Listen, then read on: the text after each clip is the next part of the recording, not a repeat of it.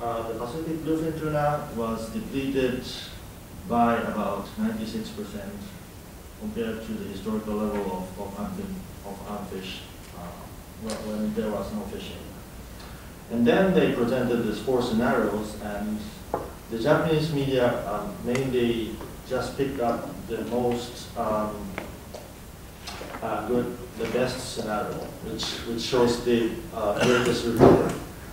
And it did not report the 96% decline. So, that's a very big problem. And also about Oran's idea on about evaluating the interaction between any issues regarding ocean.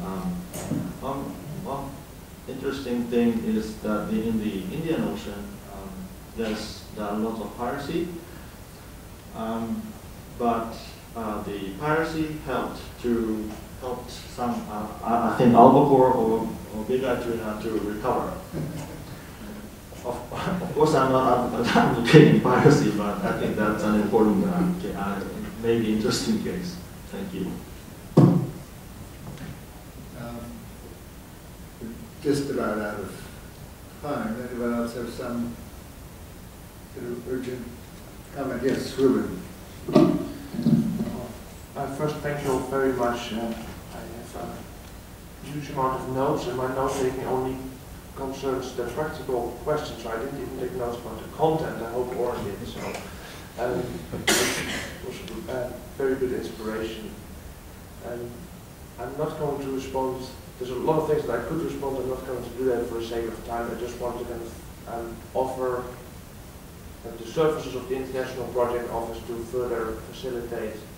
So if you want to continue the discussion with this group and many more that are already kind of in the loop, including many policymakers that we have already in our kind of emails, feel free to just send me an email and I'll make sure that you get linked up to whoever in this group or the entire group as is relevant. This just as the first practical offer. And I would be glad to discuss some other things just after the coffee break if you're interested or further comments that you would like to address. Great, thanks very much, Ruben.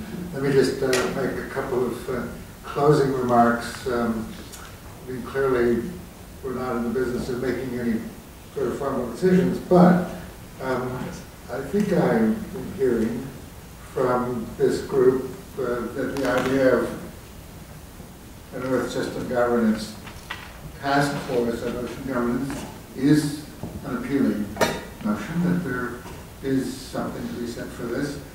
I'm certainly hearing that some of the things that ought to be taken into account are that such a task force ought to have a rather diverse membership, including people from the policy world as well as people from the science world. Such a task force certainly should be thinking about what Louis was calling the problem structures, but kind of thinking through whether or not there are some different or distinctive features of governance challenges when it comes to oceans, marine issues, and whether or not there's some underlying commonalities. That whole kind of analytic task is certainly something that needs to be done with. I certainly think there's an interest in what Robin called the engagement function. That is that this task force should be reaching out to different kinds of communities, including the users or the policy community.